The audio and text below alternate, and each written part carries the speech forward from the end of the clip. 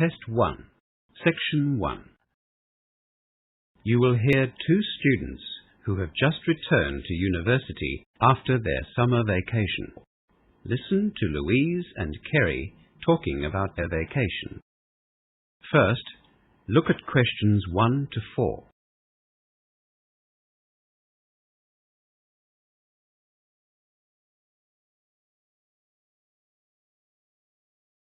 You will see that there is an example already done for you. For this question only, the conversation relating to the example will be played first. Hi, Louise. How was your summer vacation? Oh, fantastic. I only got back from Europe yesterday. Wow, that sounds exciting. Yes, it was. How was your holiday? Pretty quiet compared with yours. I just stayed around Cambridge. Louise said that she had just got back from Europe yesterday, so the correct answer is Europe. Now we shall begin. You should answer the questions as you listen, because you will not hear the recording a second time. Now listen carefully and answer questions 1 to 4. Hi, Louise. How was your summer vacation? Oh, fantastic. I only got back from Europe yesterday. Wow, that sounds exciting. Yes, it was. How was your holiday? Pretty quiet compared with yours. I just stayed around Cambridge, but we're planning to go to Europe at the end of next term. Oh, you'll have a great time. I really recommend it. How are you going to get around? Well, we've thought about renting a car. Flying is far too expensive. What did you do? We bought Eurail tickets and travelled around Europe by train. Was it expensive? No, not really. It cost us £203 for a Eurail Pass youth ticket. I've heard of Eurail. What did that include? Well, you get unlimited train travel in and between 17 European countries. It lasted for a month. Gee, for £203, that sounds reasonable. Did you visit all of the 17 places? Yes, all except for Ireland. We couldn't really understand why Ireland was included on the pass, but England wasn't. Yes, that seems a bit strange. Did it include the trip from London to Paris in the Channel Tunnel? No. Unfortunately, we had to pay extra for that train. But we did get a discounted fare because we're students. Were there any other restrictions on the tickets? Well, if you want to pay more or less money, you can choose another plan. There are 15 and 21-day plans, or 2 and 3 month plans. The only restriction for the youth ticket is that you have to be under 26. That suits my friends and me. None of us are 26 yet. We went to school together. Oh, you really have to do it. It's safe and easy and a great way to see the countryside. The weather was fantastic, and so were the people. It sounds great. Louise and Kerry go on to talk about travelling by train in Europe. As you listen to the rest of the conversation, answer questions 5 to 10. Before the conversation continues, read questions 5 to 10.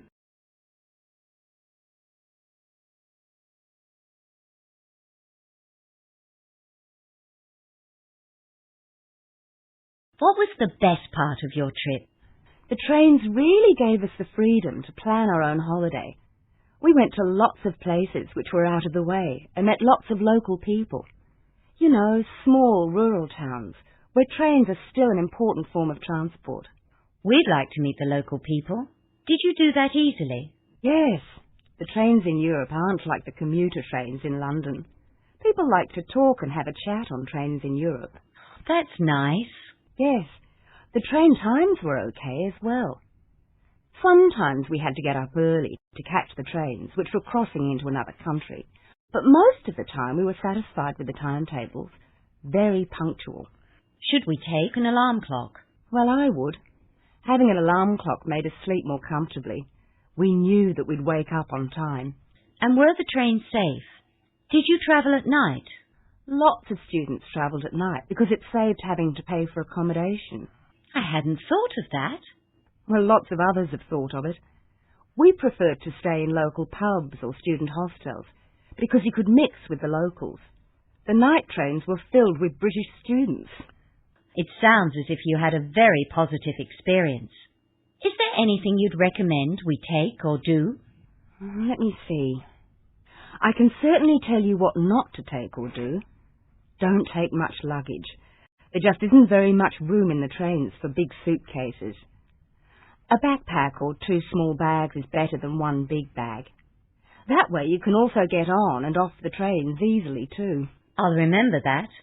My mother always says to pack 1 week before you go on vacation, and then take half of it out the night before you leave. That's good advice, especially when you're riding on cramped trains. The other thing is to be careful with your valuables. Lots of students had money and passports stolen, especially at night. Did you have anything stolen? No, but we met lots of people who did have things stolen. We all had money belts under our jackets. I'll have to buy one of those. Yes, you should. Or you can borrow mine if you like. Oh, thanks. That'd be good. The only other thing I'd advise you to do is to make sure you spend a reasonable amount of time in each country. We found that lots of students travelled too quickly, and they didn't have enough time to meet the locals and enjoy the food and the culture. How long do you think you need in each country? I can't say. It'll depend on who you meet and what you like to do, and of course the weather. It was so warm and sunny in some beachside places that we stayed for 4 or 5 days. In other towns, if it was very quiet or boring, we just stayed overnight. I guess that's what's great about the train. You can come and go as you please. Exactly. And it's cheaper and much more relaxing, not to mention safer. I don't think I could get used to driving on the right-hand side of the road. That is the end of section 1. You now have half a minute to check your answers.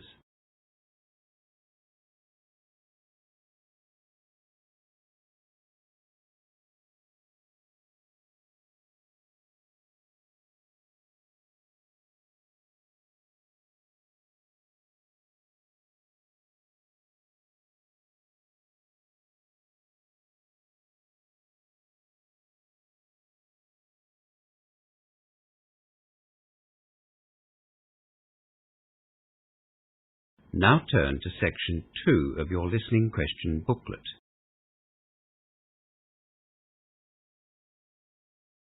Section 2.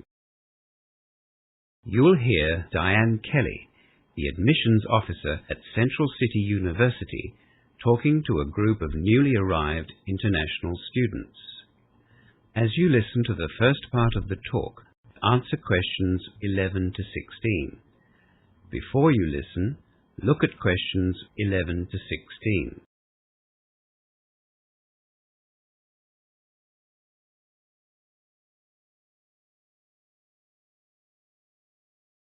For those of you I haven't met, my name is Diane Kelly, the International Admissions Officer at Central University.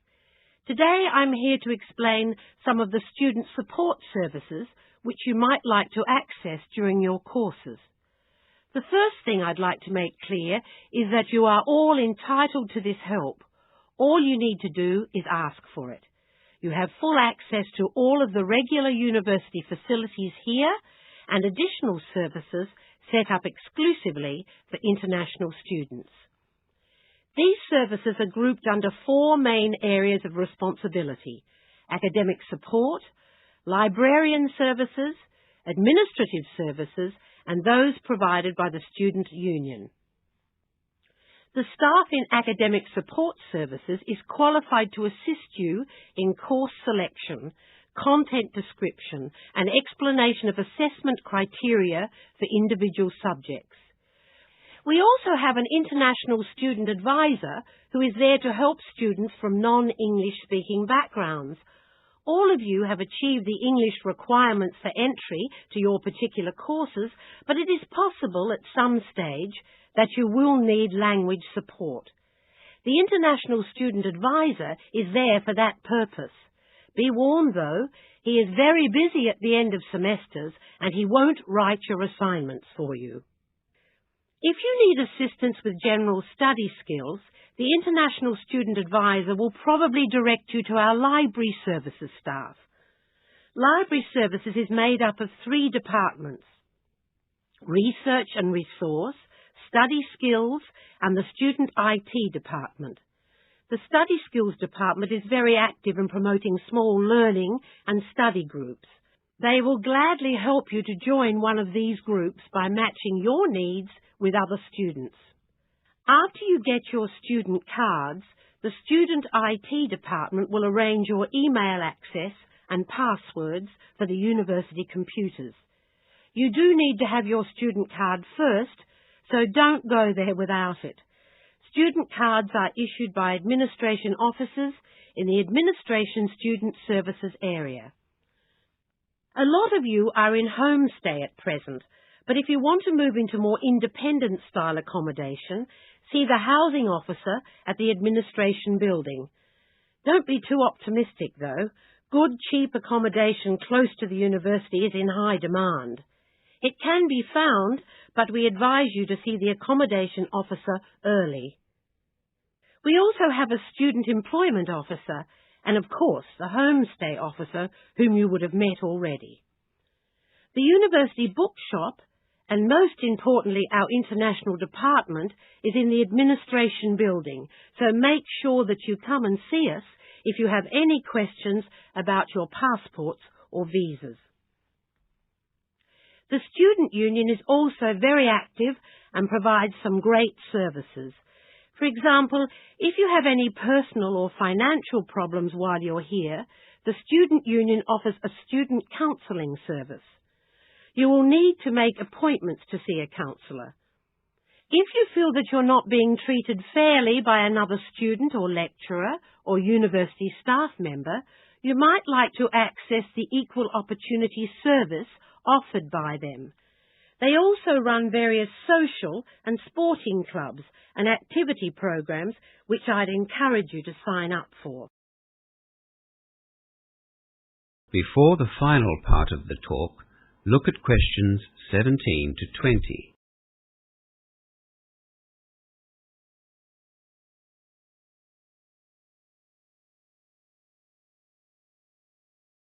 Now you will hear the rest of the talk. Answer questions 17 to 20. Obviously, you'll need to know where these services are. We're currently in the Grand Hall. Now, if you have a look on your campus map, the library services are, of course, in the library, which is over to my right, just between the outdoor sporting facilities and Hawkins Student Car Park. The Student Union building is also in that same direction, but it's in front of the car park. For those of you who will be travelling by bus, the university bus stop is just outside the library. The administration building is over to my left, between the International Centre and the post office. Most of you have been to visit us already. Even though the administration staff look after the bookshop, it's in the same building as the post office, just behind the student refectory. If you come to the administration building, we'll show you where it is anyway. All of the academic staff are found in their particular faculty buildings, which you'll get to know very well. The Career and International Student Advisors are in a small building behind the International Centre, in between the Engineering and the Arts block. It's really quite easy to find your way around the campus, and most staff and students are more than willing to give you directions. Now, we're just going to have a short break with some tea and biscuits at the back of the hall. So, if you'd like to stand up and come down. That is the end of section 2. You now have half a minute to check your answers.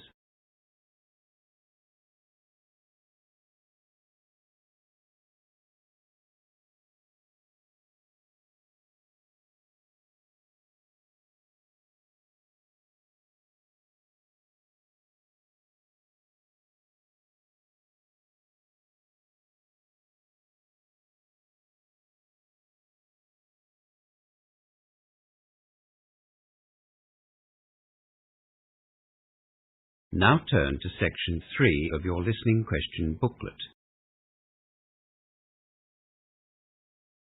Section 3. In this section, you will hear two students discussing the early childhood tutorial they are going to present. First, look at questions 21 to 26.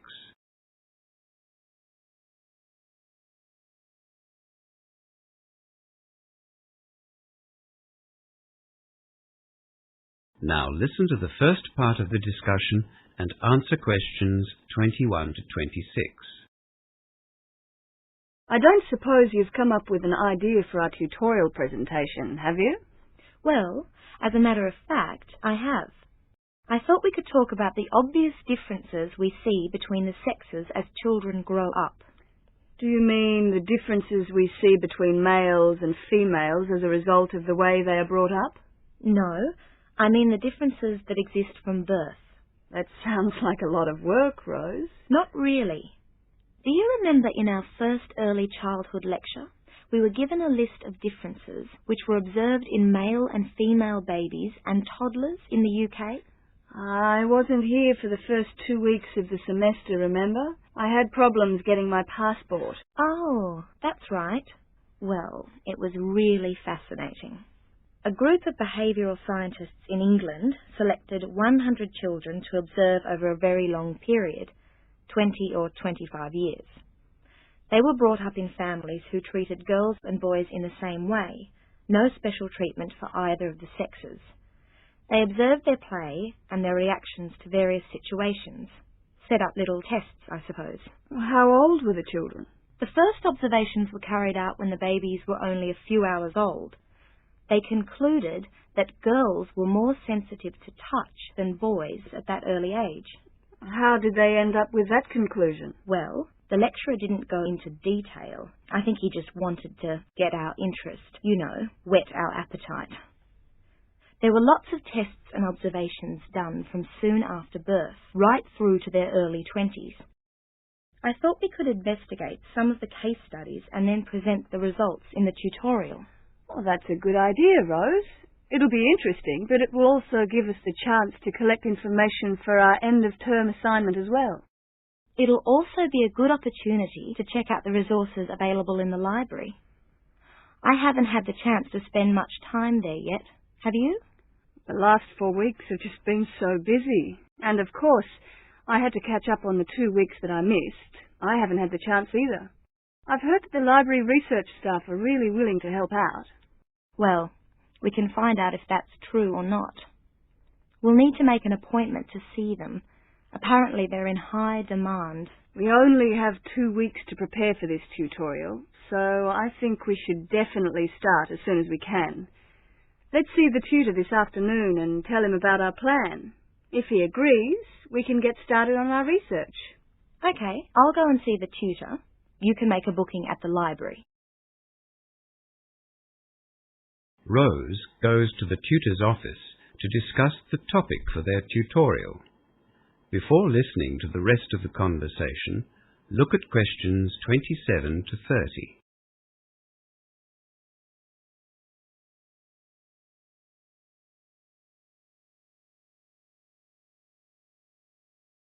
Would it be possible to see Jim Clark, one of the early childhood tutors?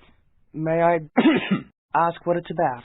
We have to get approval for our tutorial topics in EC 101. Yes, I thought it might be about that. Unfortunately, Jim had to go to Sydney this week, but he has given me some specific questions to ask about the tutorials. Oh, we were hoping to get started on our research. We've only got 2 weeks. Don't worry. Jim's phoning in twice a day. If you give me the details, I can give you an answer by tomorrow morning. That's great. We are planning to present some case studies that were undertaken by a group of... Hang on. I just need a few short details. Let me see.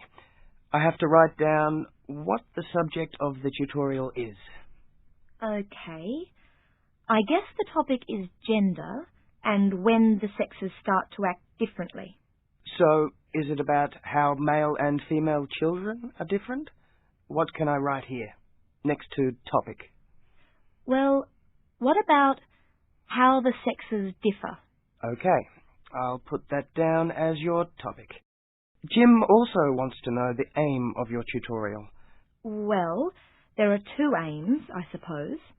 The first is to show how they differ, but the other point we want to make is that the differences are innate, not learned. To show that differences between the sexes are innate, not learned. Right, that's the hard part. Now I need to know the date, time and room of your tutorial. It's in 2 weeks. Let's see. That'll be Tuesday the 26th at 11 a.m. We are in room B1203. And do you need any AV material? What does AV mean? Audio visual. You know, TV, video, tape recorder, overhead projector, that kind of thing. I hadn't thought of that. Guess we'll need an overhead projector. We haven't really started planning our tutorial yet. We just wanted to get initial approval from Jim. Never mind. You can always cancel the projector if you don't need it. Jim will phone in the morning. Do you want to come and see me then? Or I can phone you if you like. I have a lecture from 8 to 10 tomorrow morning, so I'll drop by after it finishes. Right. I'll see you then. That is the end of section 3. You now have half a minute to check your answers.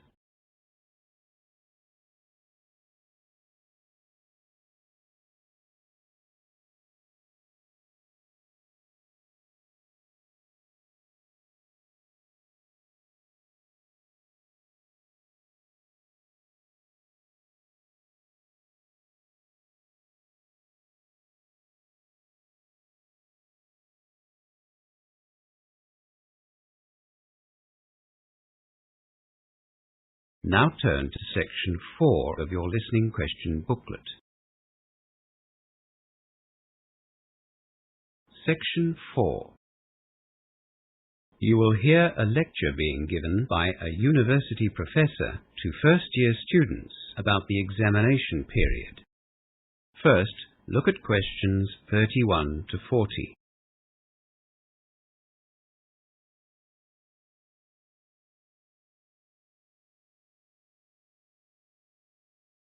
Now listen to the lecture and answer questions 31 to 40. Welcome to our examinations workshop. This is an annual event which we've found very helpful for first-year students like yourselves, and I hope that this year will be no exception. By now, you'll all have realized that studying at university is quite different to studying at school. Some of you might have been shocked at one time or another during the semester when you received results for your assignments that weren't as high as you'd expected. I trust that you've spoken to your lecturers and tutors and sorted out those issues. The truth is that the transition from school to university can be a difficult one. The academic standards are higher, and of course there is considerably less supervision at university, and it's incumbent on the students to follow their own study regime. My aim today, though, is to help you to learn how to cope with the impending exam period by giving you some practical strategies to take with you into the exam. We've all known students who've had a good understanding of the subject material, yet failed exams or performed well below expectations. Likewise, we've known students that have, to all intents and purposes, done very little work and passed with flying colours. Often, these results can be put down to one thing: stress or a lack of it. Don't underestimate the importance that stress plays in exam performance. With any exam, you should front up feeling confident, relaxed, and organized. Rightly or wrongly, exams, in effect, not only test your academic ability, they test your frame of mind and your ability to perform under pressure. Stress has to be managed on two fronts: the physiological and the psychological. We all recognize that stress affects us physically. I'm sure you've all experienced an increased pulse, or sweaty hands or underarms, or shortness of breath when placed in a stressful situation. Sleeplessness can also be a problem around exam time. The most effective way to manage these physiological reactions is through controlled breathing, which we'll practice later. By controlling or regulating your breathing, you'll find that you can put yourself rather effectively into a relaxed state. Psychologically, stress affects the way you think. For an exam, you need to think rationally, and this is why you need to be confident and organized before walking into the exam. Continuing to think rationally after you read an exam paper which you know nothing about is very hard to do, but if you are organized and you've put in the time needed to learn the subject material, you will have the self-control you need to think rationally. Stress can make you panic, the worst thing you can do in an exam. Look at the question calmly and rationally dissect the question. And let's face it, even if you haven't prepared well enough, you'll still need to think rationally in order to do your best under those very trying circumstances. Just while I think of it, this is probably a good time to tell you a piece of advice that I give first-year students that come to see me. Don't rely on what other students tell you about the time they allocate to study. The reports we have had over the years have been ridiculously overestimated and underestimated. Follow your own study regime and don't listen to others. We're all different, so it stands to reason that the time we need to allocate to study will be different. Generally speaking, for every hour of lectures you attend, you will need another hour of follow-up or research work if you want to achieve good grades. Right, so where was I? We have to learn how to control our breathing, and we need to have enough confidence in our ability to be able to think rationally. Time management is another important factor that can make or break you in an exam situation. After you have gone through the breathing exercises, which you'll be familiar with, read over the entire exam, noting the different marks and weighting of questions. Only after you have done this can you allocate your own time to each question. If I had $1 for every time a student has told me that they didn't do as well in an exam as they'd hoped because they'd run out of time, I'd be rich. If you can manage your time properly in an exam, you will reduce the amount of pressure that you're under. Anyway, note the different questions and their marks and allocate your time accordingly, as I said. Then, answer the questions that you know first. This serves to relax you further and gives you the confidence you might need to tackle the more difficult questions. However, don't spend too much time on the easy questions either. Always be mindful of the time restraint and the marks that are assigned to the question. In summary, to do well in an exam, you not only need the academic ability, you need to be in a relaxed state of mind with the ability to think clearly enough under pressure to allocate suitable time frames to questions. If you can equip yourself with these skills and train yourself to observe time management, exam success is almost guaranteed. We'll be holding a study skills workshop next week in the Language and Learning Centre to deal with ways in which you can study effectively for exams. You are all welcome, of course. Right, now, are you ready to learn some controlled breathing exercises? That is the end of section 4 and the end of the listening test. You now have half a minute to check your answers.